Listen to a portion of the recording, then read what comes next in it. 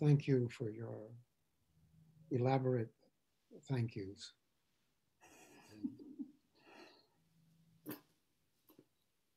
Does anyone have a question?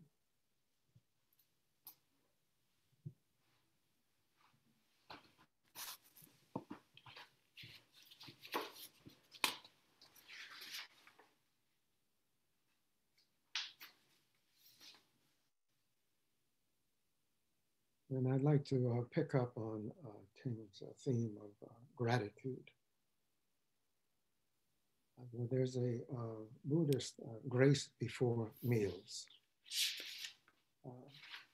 Grace in the phrase grace before meals means actually gratitude, not grace in its religious sense.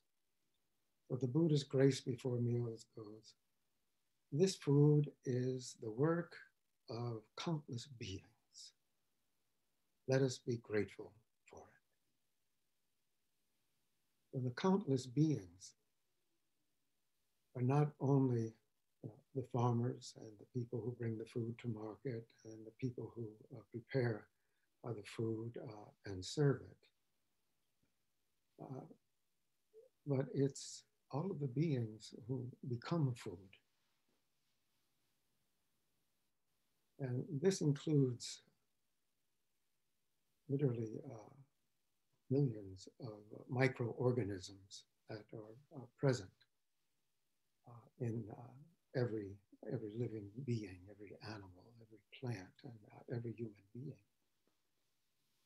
So that what we look at as a human being is actually a colony. All of the microorganisms that are in our body and really allow it to function are all beings. And we ourselves think of ourselves as individual beings, even if we know that. But we're actually part of a much larger colony. And that colony is actually the universe itself.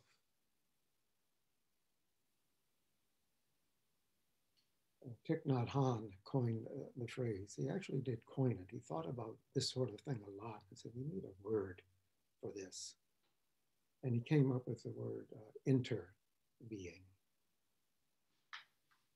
That is, being is a highly collective enterprise.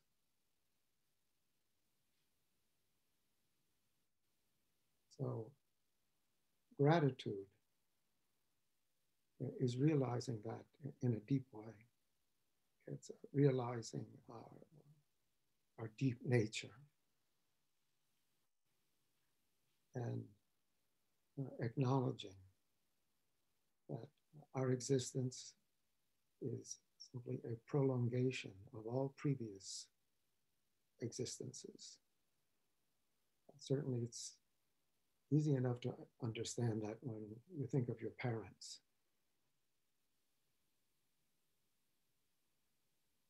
We are our parents. Everything came from them. We got nothing from any other place except our parents. Even though we are individual colonies of multitudinous beings, all of that comes through to us through our parents. So as I get older and older and older, I think more about my parents in that I am my mother and my father.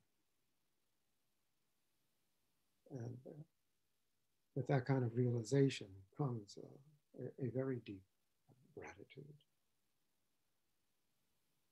So I wanted to say that much, and perhaps we have time for one brief question, if there is one.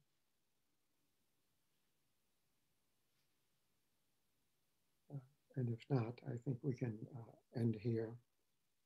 Some of us are going to Falstaff's memorial service. So thank you very much. Please don't end here. And could you say more about individuals and interrelationships inside individuals? I think I've said everything that I know.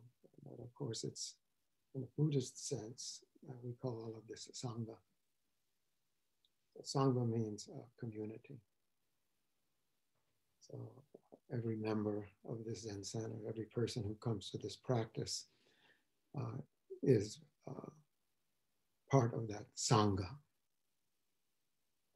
There's also the Maha Sangha, the great sangha, which is not your local sangha, but you might say the sangha of all Buddhists, past, present, and future. But that too would be a very limited way of looking at this. I mentioned a few biological facts. We have, each of us, at least 10,000 species of microorganisms that are in our body, not to mention individual microorganisms, which number in the many, many millions. So even the biology is stunning. But when you look at the physics, then it becomes truly phenomenal. So every particle of the universe in physics is very much going in this direction. Every particle in the universe is intimately connected with every other particle. And in fact, in a sense, identical to it, in spite of all of the obvious diversity. There is only one thing.